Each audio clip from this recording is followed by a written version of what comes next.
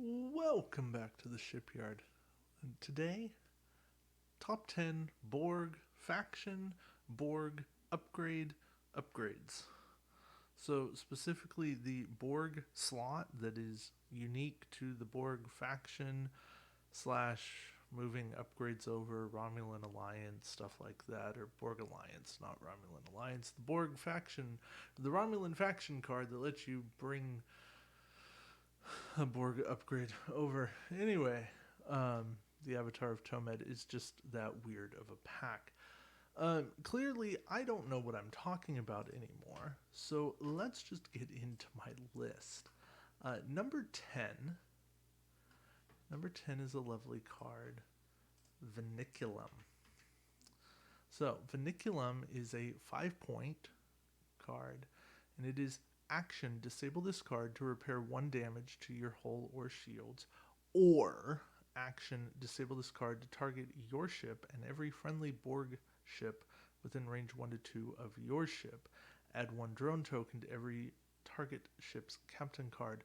No ship can exceed its captain's starting number of drone tokens. Now, why? Why does an action disable end up on this list? Well, it's simple. There's choice. It's also simple. There's not that great of Borg upgrade cards in the packs. After we get past the top 8, so yeah. I guess it does help if I go and click on the proper tab.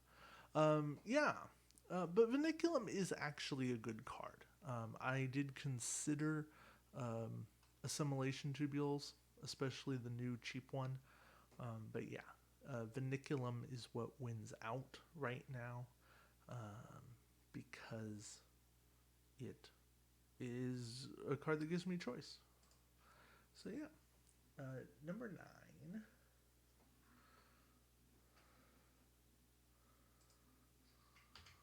Number 9 is Interlink.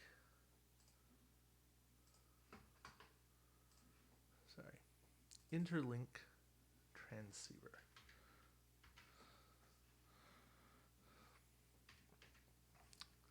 And Interlink transceiver is another one of those interesting cards.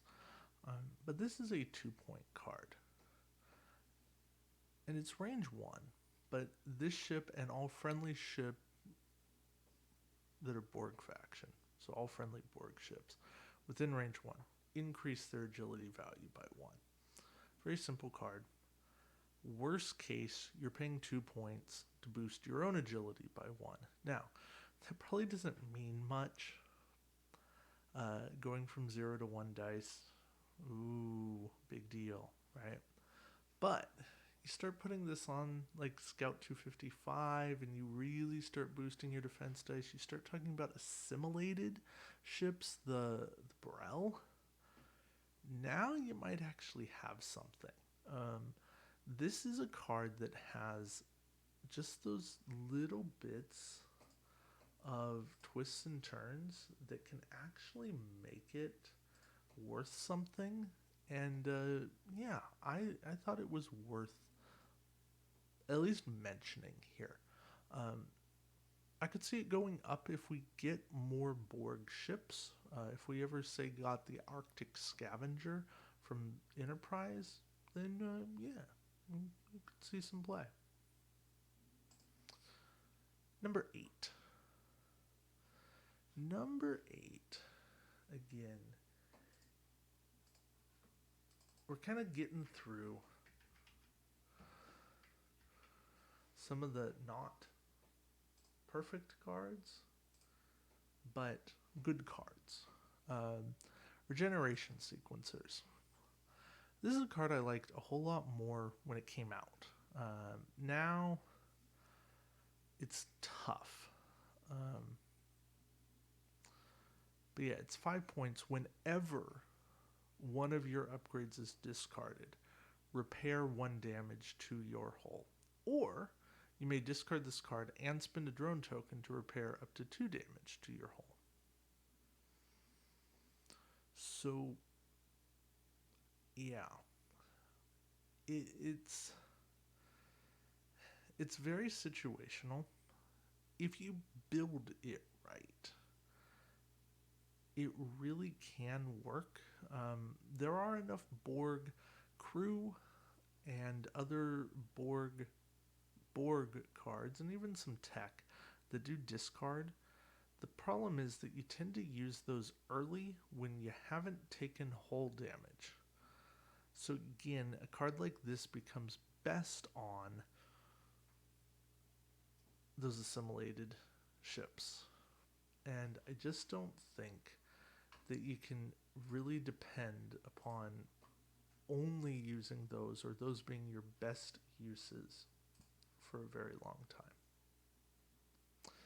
So yeah, but I like Regeneration Sequencers. Problem is, it's on the Assimilation Target Prime Grand Prize ship, so it's a very expensive card to go out and try to get. Yeah. Alright, number 7. Borg Ablative Hull Armor. So now we're going from expensive to procure into expensive to run. Yeah, 10 points. Fortunately, there's a Borg Tactical Cube that makes this cheaper to run, and that's that's my favorite place to run it. I won't say it's the only place I'll run it, but it's my favorite place to run it, and it's probably the best place to run it. The whole notion here, you get 4 extra damage. And it's 4 extra hull damage, and that's hull that won't take crits. And it's also, as long as you have 1 durability, you convert crits into normal hits, and then damage goes there. So it does actually save you the turn it goes away. It's not worth a whole lot, but that is potentially worth something. Yeah, it's a very simple card, but it's a card that's at least worth taking a look at, especially if you have tons of extra points. You should never have tons of extra points.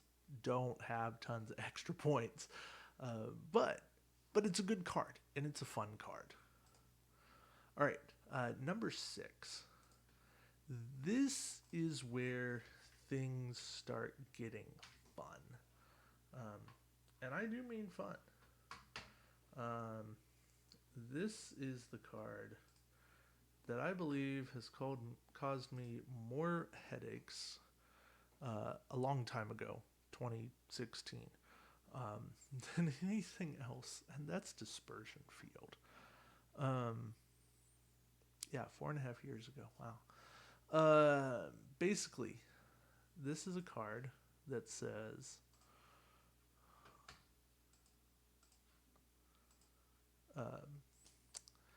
nothing else can mess with me as long as I have this. Now, once I have this, once you do mess with me, I discard this. And to boot, I get my full defense dice even if you have a scan token.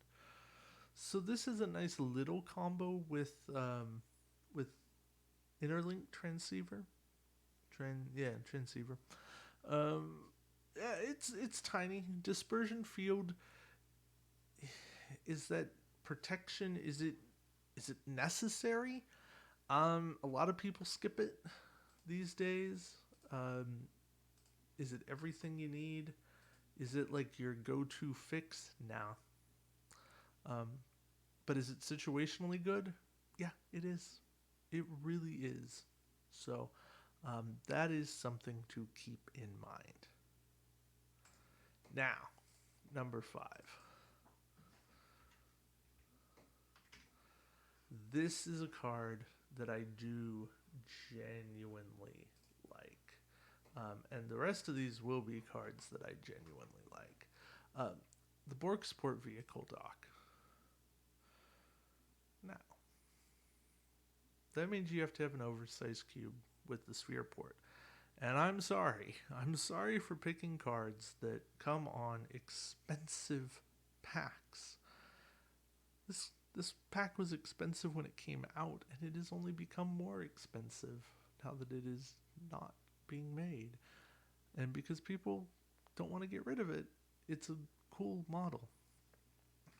Anyway, this is what lets you put any ship, not just a sphere, inside of the Borg cube and launch it if you want. Launch it early. You still get to launch it when your cube is destroyed, but if you want it out early, which is almost always a good idea, then you can do that. Now there's bonus rules, there's whole things about not attacking. Yeah. Anyway, it's a headache and a half sometimes, but I love just this whole concept of how they worked the dock into the game and making this all work. It's great. It's great, and it's a fantastic upgrade that fits thematicism and crunchiness all at once. So number 4. Number 4 feels like a card from a bygone era, and that's Transwarp Signal. Now, Transwarp Signal still has this nebulous timing. Let's discard this card to target a ship anywhere in the play area. Remove 1 token. Evade battle station scan or target lock from beside the target ship. If you remove a target lock token with this card, remove the corresponding target lock token as well. Place an Ox Power token beside the target ship. Can only be purchased for a Borg ship. No ship can have more than 1 Transwarp Signal, and it has no effect on a Species 8472 ship. Okay, so why is Transwarp Signal good? Because it literally says anywhere in the play area. This is the only card that happens during the game, so not Gen Cisco or whatever that one on the Kelvin is, that act at the start of the game or setup or whatever nebulous timing nightmare that is. And boy, that's a video brewing. Thanks, Jeff. Yeah. But Transwarp Signal is the only card during the game where you get to trigger it at your leisure that can affect any ship anywhere on the map. That's really cool. That's something that says, hey, that's worth something. Plus, you get to mess with them. You get to remove a token. You get to give them an Ox Power token. Yeah, yes, please. Thank you. Can I have another?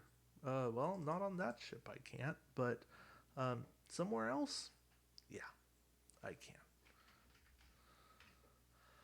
All right. My top 3, you could really put in any order you want, and you would have good cards. And I debated my top 3 for a while. But number 3 is Threat Analysis. It's an action, double time tokens, get battle stations. It's a 1-point card. It's really good. If you really want, you can put 2 of these on the same ship, and then you can take battle stations every time. Is that worth it?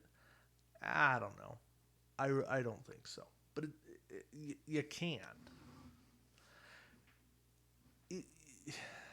Borg have been missing battle stations. There's now 2 Borg ships. 1 Borg ship. I want to say it's 1 Borg ship. It's Voyager. That get battle stations on their action bar. threat analysis gives you battle stations built in. That makes the Borg truly scary. Yeah. So, but threat analysis alone is not what makes them scary. Part of that is my number 2 card. And that is technological distinctiveness. Now this has to go on a Borg ship. You pay 3 points for it, and it's action. Place 1 mission token on this card. Okay, what's so special about that? When attacking with this ship's primary weapon, this ship rolls +1 attack die for each mission token on this card. Oh, I get it now. Yeah, I like 9 dice spheres. I mean, a 9 dice sphere, because it's unique. But yeah, that's a thing. That's really a thing. Oh, but wait, there's more, because you see, you put technological distinctiveness and threat analysis on a sphere, on any Borg ship, and they would become the top target. So just to make things more ridiculous, how about MultiAdaptive Shields? You must discard this card if this ship has no active shields. Okay, cool. So you're saying if I brought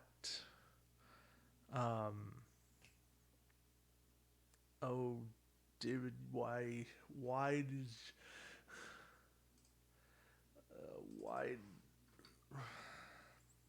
the Klingon tech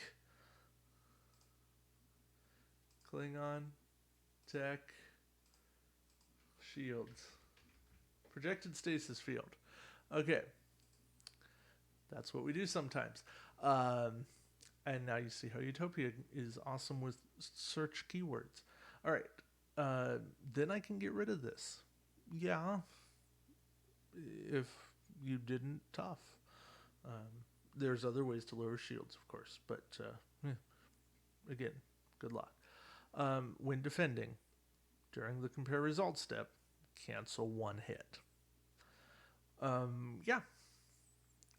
So your 4 damage becomes 3, and so on.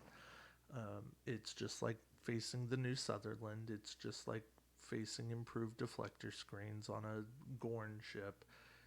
This is a pain to hurt. Now, it's really tough to put threat analysis, technological distinctiveness, and Borg multi-adaptive shields on the same ship, except they just gave us 7 of 9, which adds a Borg slot and makes them cheaper, and B'Elanna makes things cheaper, these Borg upgrades cheaper. It's like they want us to do this. Oh, and wait, all 3 of these were in recent packs. Either the Resistance's Futile Faction pack or the Octahedron card pack. So yeah, those are 3 awesome Borg cards and 10 overall useful Borg cards. But like I said, I kind of have a top. I have a top 3. I then have a top 7. And then I have a few cards that exist and a few cards that would never, ever, ever make this list. Borg Shield Matrix would, but it's too expensive. So anyways, let me know. Did I miss something? Do you completely disagree with my order? Because,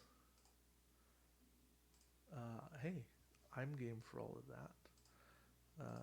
We can debate stuff. I'm always game for comments. So yeah, thank you all for watching. I know I talk a lot. I know I kind of ramble. Boy, a top 10 should not take me 20 minutes. I'm sorry for that. But yeah, so again, thank you for watching, and until next time, we will see you around the shipyard. Take care.